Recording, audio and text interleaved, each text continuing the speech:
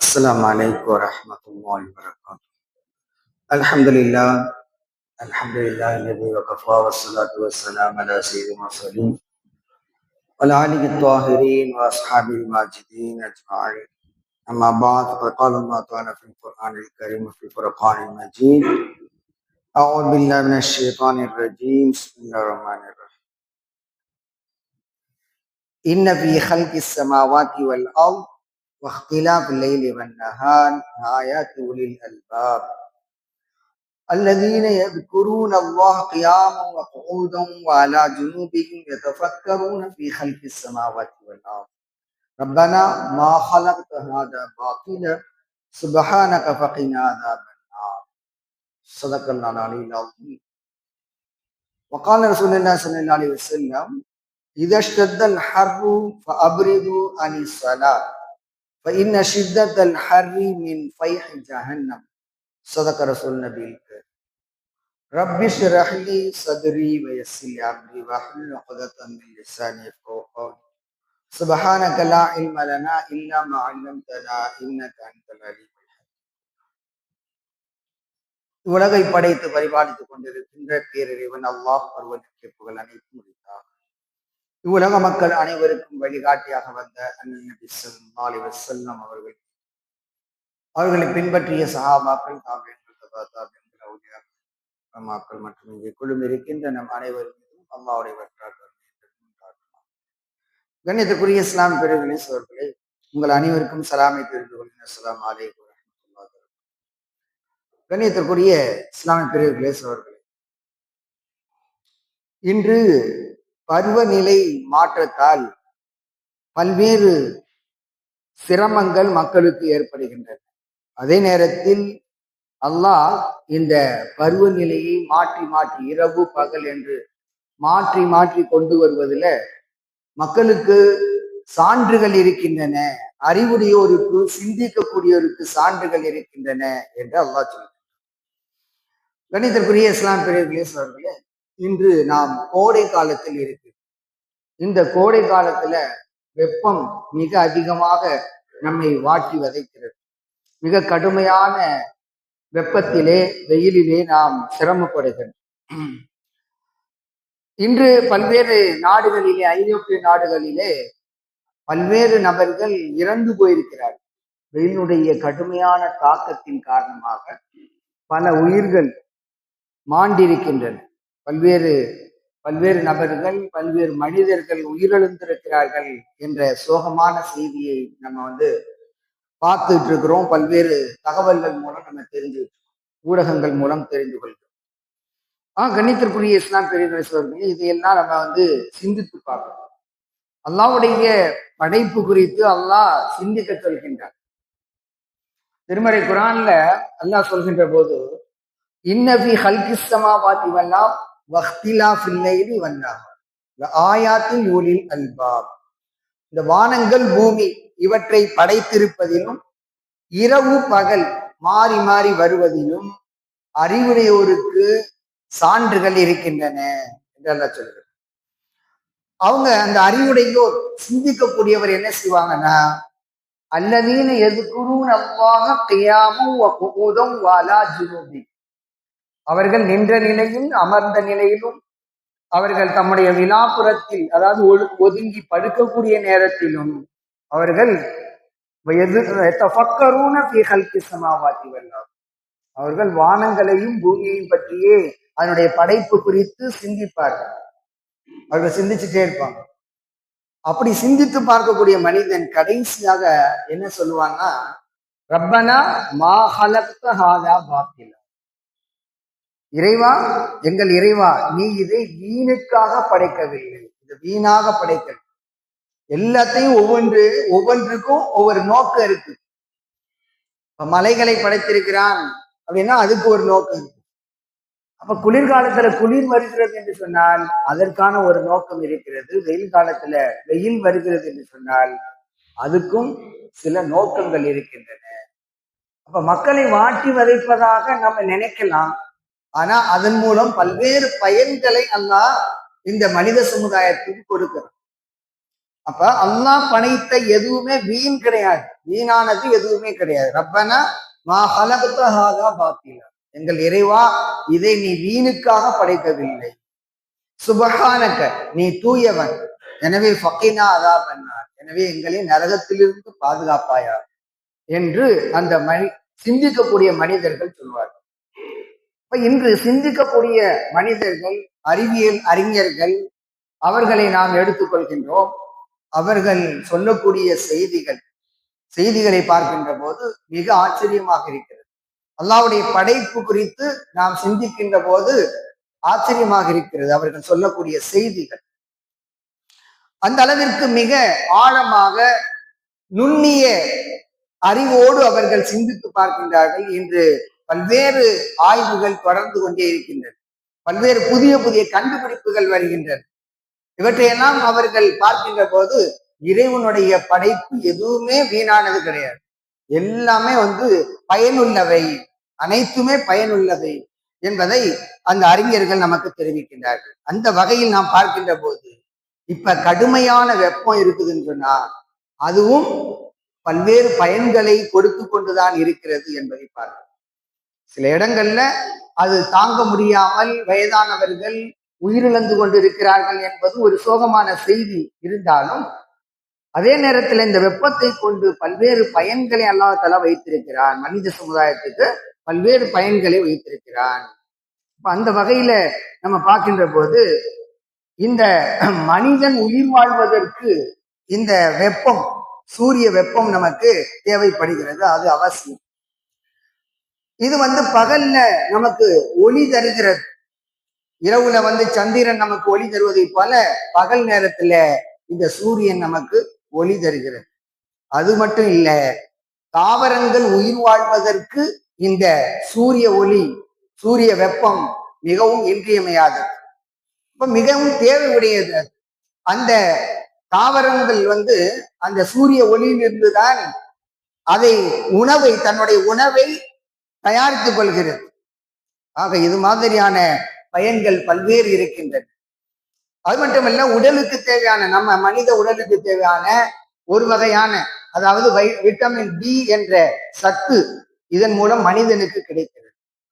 இப்படி ஏராளமான பயன். அது மட்டுமல்ல, அதே போல அரேபிய கண்டங்கள் எங்கெல்லாம் இந்த பேரீச்ச மரங்கள் இருக்கின்றனவோ, அதுபோல மற்ற பழங்கள் அவையெல்லாம் இந்த வெயிலின் காரணமாக, கடுமையான வெயிலின் தாக்கத்துலதான் அதெல்லாம் பழுத்து மக்களுக்கு பயனை தருகின்றது, பழுக்கின்றது. அந்த நேரத்துல கடுமையான வெப்பம் வருகின்ற போது அதன் மூலம் பல்வேறு நிகழ்வுகள் இருக்கின்றன. பல்வேறு பயன்களை அல்லாஹ் தஆலா அதன் மூலம் வைத்திருக்கிறார். உலகில பரவி இருக்கக்கூடிய பல்வேறு, அதாவது கண்ணுக்கு தெரியாத கிருமி நாசினிகள், அவை அழிவதற்கும் இந்த சூரிய ஒளி ஒரு காரணமாக அமைகிறது. இன்று மனிதன் இந்த சூரிய ஒளியை எப்படி மின்சாரமாக தயாரிக்கலாம் என்று மனிதன் அதையும் ஆய்வு செய்து கண்டுபிடித்து இன்னைக்கு பல்வேறு இடங்கள்ல சோலார் எனர்ஜி அப்படின்னு சொல்லி பயன்படுத்துறாங்க. சோலார் எனர்ஜியை பயன்படுத்தி பல்வேறு பொருட்களை பயன்பாடுகளை கொடுத்து கொண்டிருக்கிறார்கள். ஆக இப்படி நம்ம பார்க்கின்ற போது இந்த சூரிய ஒளியின் மூலம் ஏராளமான பயன்களை அல்லாஹ் தஆலா வைத்திருக்கிறான் என்பதை நம்ம பார்க்கிறோம். அது மட்டுமல்ல, நீர் சுழற்சி ஏற்பட்டு அது ஆவியாக இழுக்கப்பட்டு அதன் பிறகு மழையாக பொழிவதற்கு இந்த சூரிய ஒளி மிக முக்கியமாக இருக்கிறது. இப்படி பல்வேறு பயன்களை நமக்கு தருகிறது. பொதுவாக மனிதர்கள் இரண்டு வகையான, அதாவது இரண்டு காலத்துல, குளிர்காலத்துல ஒரு வகையான வியாபாரம், ஒரு விதமான வியாபாரம் தொழில்கள் இருக்கின்றன குளிர்காலத்தை நம்பி. அதே நேரத்தில் வெயில் காலத்தை நம்பி சில வகையான தொழில்கள் இருக்கின்றன. அப்ப குளிர்காலத்துல வெப்பத்தை நாட முடியாது. அதே நேரத்துல வெப்பமான காலத்தில், கோடை காலத்தில் இப்போ நமக்கு குளிர்ச்சி இருந்தா நல்லா இருக்குமே அப்படின்னு நினைக்க முடியாது. ஒவ்வொரு காலத்திலும் ஒவ்வொரு விதமான பயன்களை அல்லாஹ் தஆலா கொடுக்கிறோம். இப்ப வெயில் காலத்துல அப்படின்னு சொன்னா அதாவது உப்பை தயாரிக்கக்கூடியவர்களுக்கெல்லாம் வெயில் காலம் தான் சிறந்தது. அவர்களுக்கு அது ஒரு நியாமத். அவங்களுக்கு வெயில் என்னது ஒரு நியாமத். அதே போல எதெல்லாம் காய வைக்கிறாங்களோ, காய வச்சு தொழில் செய்கிறாங்களோ, அவங்களுக்கெல்லாம் வெயில் ஒரு நியாமத். இப்ப மழை வந்துடக்கூடாது அப்படின்னு நினைப்பாங்க. உப்பு போட்டிருக்கிறவன் உப்பளத்துல தண்ணியை சேகரிச்சு, கடல் நீரை சேகரிச்சு அப்படி பரப்பி வச்சு அதன் மூலம் உப்பு தயாரிக்கக்கூடியவர்களுக்கு வெயில் என்பது ஒரு நியாமத். நம்ம சொல்லுவோம், என்னது வெயில் சுட்டு எரிக்குதுப்பா, வெளியில போகாதுங்க அப்படின்னு நம்ம சொல்லுவோம். ஆனா மற்றவர்களுக்கு அது பயனுள்ளதாக இருக்கிறது. இப்படி நம்ம பார்க்கும்போது சில வகையான மனிதர்களை அதன் மூலம் பயனளிக்க, அந்த வெப்பம் பயனுள்ளதாக அமைகிறது சில மனிதர்களுக்கு. சிலருக்கு அது துன்பமாக இருந்தாலும் அது வேறு வகையான மனிதர்களுக்கு பயனுள்ளதாக அமைகிறது. இப்படி நம்ம பார்க்கின்ற போது அல்லாஹ் தஆலா படைத்துள்ள அனைத்துமே மனிதர்களுக்கு பயனுள்ளவை என்பதை நம்ம நினைத்து பார்க்க வேண்டும். கண்ணியத்திற்குரிய இஸ்லாமிய பெரியவர்களே, அவர்களே, நபி ஸல்லல்லாஹு அலைஹி அவர்கள் இந்த வெயில் குறித்து ஒரு செய்தியை சொல்கின்றார்கள். இந்த வெயில் இருக்கிறதே, இது நரகத்தினுடைய பெருமூச்சு, பெருமூச்சு என்று சொல்கின்றார்கள். இதஷத்தல் ஹர்ருஃப் அப்ரிது அனி ஸலாம் ஃபஇன்ன ஷித்தத்தல் ஹர்ரி மின் ஃபைஹி ஜஹன்னம். நீங்கள் வெயில் காலத்துல நுகர் நேர தொழுகையை குளிர்ச்சியாக்குங்கள் அப்படின்னு சொன்னா, அதாவது ஒரு 2 மணிக்கு 1 மணிக்கு தொழுகிற தொழுகைய 3 மணிக்கு தொழுகிறது, குளிர்ச்சியாக்குங்க. கொஞ்சம் நல்ல வெயில் தாழ்ந்த பிறகு நீங்க தொழுங்க அப்படின்னு சொல்லி நபி ஸல்லல்லாஹு அலைஹி வஸல்லம் அவர்கள் சொல்கின்றார். அப்ப அபுரிது அனி ஸலாம் அப்படின்னு சொன்னா, தொழுகையை குளிர்ச்சியாக்குன்னு சொன்னா அதை கொஞ்சம் தள்ளி போடுறது, தள்ளி போட்டு தொழுவது. அது அந்த கோடை காலத்துல அதுக்கான அனுமதி உண்டு.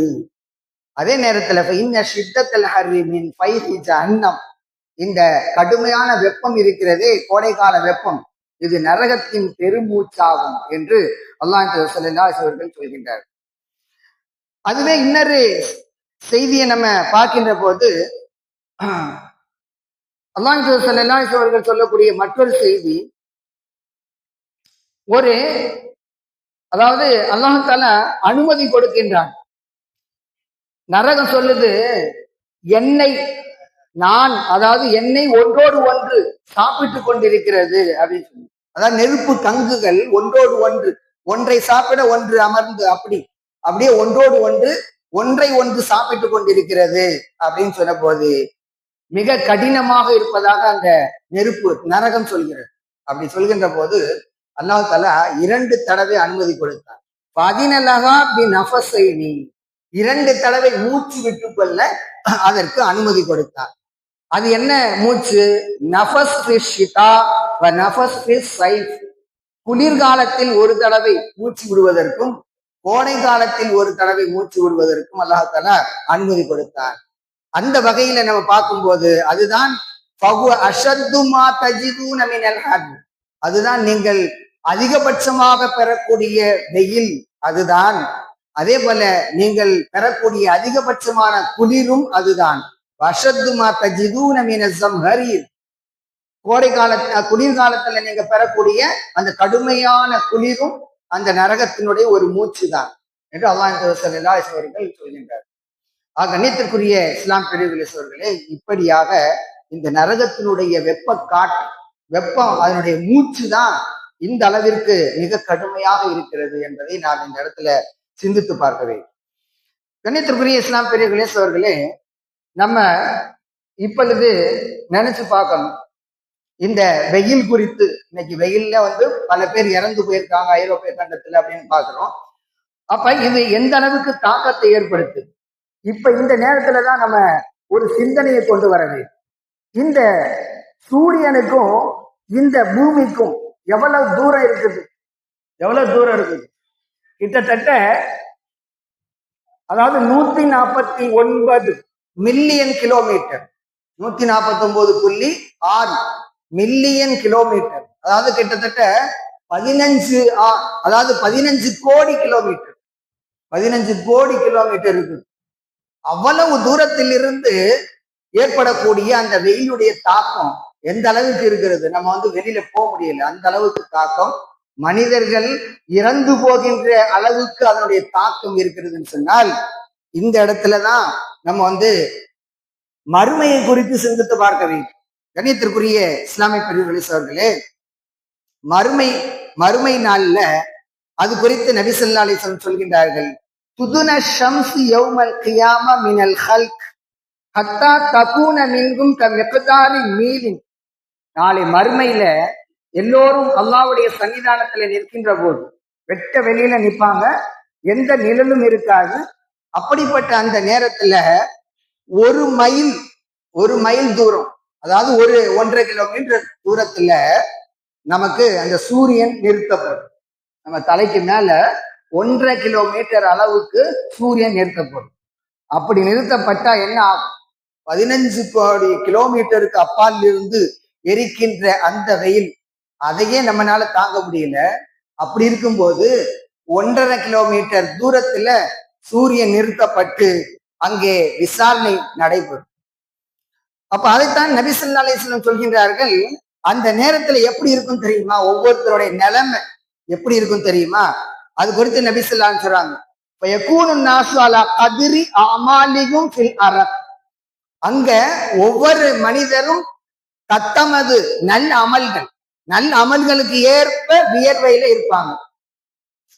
ஒவ்வொருவரும் தம்முடைய அமல்கள் எந்த அளவுக்கு செஞ்சிருக்காங்களோ அந்த அளவிற்கு வியர்வையில இருப்பாங்க.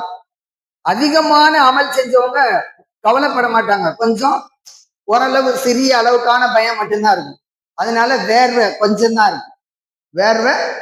இருக்கும். ஆனா இன்னும் கொஞ்சம் அதிகமான பாவங்கள் செய்தவங்க என்ன செய்வாங்க? அவங்களுடைய நிலை என்ன, எந்த அளவுக்கு சொன்னா, அவருடைய கரண்டை கால் இருக்குல்ல, அது வரையும் வேர்வை இருக்கும். கொஞ்சம், அதாவது அதிகமான அமல் கம்மியான பாவங்கள் செய்தவங்களுடைய நிலை பேர். அவர்களில் சிலர் அவங்களுடைய இந்த கண்டை கால், அதாவது முழங்கால் வரை அவங்களுடைய நிலை இருக்கும். அந்த வியர்வை இருக்கும். வியர்வையினுடைய அளவு எவ்வளவு இருக்கும்? அப்ப அந்த முட்டுக்கால் வரைக்கும் அவங்களுக்கு இருக்கும். அந்த அளவுக்கு அப்படியே வேர்வையாம் ஊத்திட்டு இருக்கும். சில பேருக்கு இடுப்பு வரை அப்படியே வேர்வை ஊத்தி இருக்கும். சில பேரை அவர்களை மூழ்கடித்திடும், வேர்வையே மூழ்கடிச்சு அந்த அளவிற்கு அவர்களுடைய வியர்வை இருக்கும். இப்படி நபி ஸல்லல்லாஹு அலைஹி அவர்கள் சொல்கின்றார். அதாவது மனிதன் இறந்து போகின்ற அளவுக்கு இன்றைக்கு வெயில் அடிக்கிறதுன்னு சொன்னால், அன்றைய நாளில் அவ்வளவு மிக நெருக்கமாக சூரியன் வைக்கப்பட்டால் எந்த அளவிற்கு மனிதர்கள் அப்படியே இன்னைக்கே வேர்த்து ஊத்துது, தாங்க முடியல அப்படின்னு சொல்லி ஏசி போட்டுட்டு உட்கார்ந்து இருக்கிறோம். ஆனா அன்றைய நாளில் 1.5 கிலோமீட்டர் தூரத்துல சூரியன் வைக்கப்பட்டு அந்த விசாரணை நாளையில நம்ம நிக்கணும். கண்ணியத்திற்குரிய இஸ்லாம் பெரியவர்களே, சகோதரர்களே, நாம் எந்த அளவிற்கு அல்லாஹ்வை பயந்து அவனுக்காக நாம் கட்டுப்பட்டு நடக்க வேண்டும் என்பதை இந்த நேரத்திலே நினைத்து பார்க்க வேண்டும். கண்ணியத்திற்குரிய இஸ்லாம் பெரியவர்களே, சகோதரர்களே, நபி ஸல்லல்லாஹு அலைஹி வஸல்லம் அவர்கள் இது குறித்து நமக்கு பல்வேறு செய்திகளை நமக்கு சொல்லித் தருகின்றார்கள். பொதுவாக இந்த வெயிலிலிருந்து தற்காத்துக் கொள்வதற்காக நம்ம என்ன செய்யறோம்? தலையில பொதுவாக நம்ம முஸ்லிம்கள் தொப்பி போட்டிருக்கிறோம். அது ஒரு பாதுகாப்பு.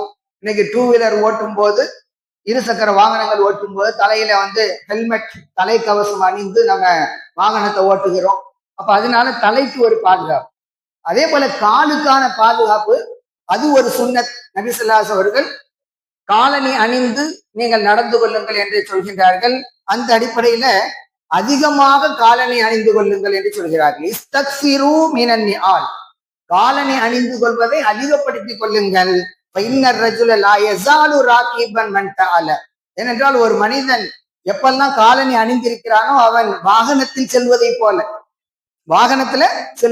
வாகனத்துல போனா நமக்கு எப்படி கால் சுடாதோ அதே போல நம்ம செப்பல் அணிந்து, காலணி அணிந்து நம்ம செல்கின்ற போது நம்ம தரையில நம்முடைய உடல் படாது, கால் படாது. அதனால நம்ம பாதுகாப்பா இருந்துக்கணும். அப்ப தலையில தொப்பி, கால்ல செப்பல், காலணி, இது பொதுவாக நம்ம சுன்னத்தை பேணி வருகின்றோம். அந்த அடிப்படையில நமக்கு இது எப்போதுமே பாதுகாப்பாக அது இருக்கிறது என்பதையும் இந்த நேரத்துல நம்ம நினைவு கூற வேண்டும். கண்ணியத்திற்குரிய இஸ்லாம் பெரியவர்களே, அவர்களே, இது மாதிரி வெயிலின் மூலம் பல்வேறு பயன்களை அல்லாஹ் தஆலா கொடுத்திருக்கிறான். அதே நேரத்தில் நாளை மறுமையில அந்த வெயில் நமக்கு எந்த அளவுக்கு அந்த சூரியன் நமக்கு சுட்டரிக்கும் என்பதை நினைவில் கொண்டு அல்லாஹ்வுக்கு அஞ்சி நம்முடைய வாழ்க்கையை அமைத்துக் கொள்ள வேண்டும். எனவே இவ்வுலகில் சூரிய வெப்பத்தில் இருந்து அல்லாஹ் நம்மை பாதுகாப்பானாக. நாளை மறுமையில எந்தவித சிரமமும் இல்லாமல் அந்த கேள்வி கணக்கு கேட்கக்கூடிய நேரத்த அந்த நேரத்துல அல்லாஹ்வுடைய அர்ஷுடைய நிழல் நமக்கு கிடைக்கும் விதத்தில் அல்லாஹ் நமக்கு உதவி செய்வானாக. அவனுடைய நியாமத்துகளை அல்லாஹ் நமக்கு வழங்குவானாக. வாஹித் அல்ஹம்துலில்லாஹி ரப்பில் ஆலமீன். அஸ்ஸலாமு அலைக்கும் வரஹ்மத்துல்லாஹி வபரகாத்துஹு.